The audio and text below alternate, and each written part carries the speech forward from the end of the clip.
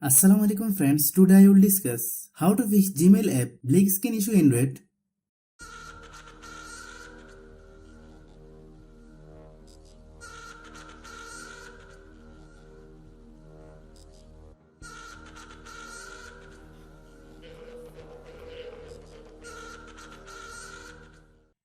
Click settings,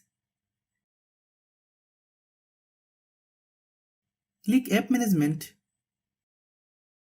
click app list,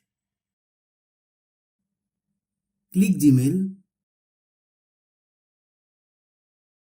click storage use, click clear data, then click OK,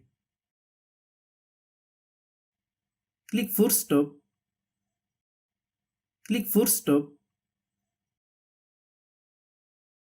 then open Google Play Store,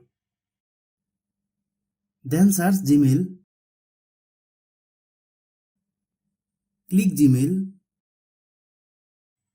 If you get any update, please update.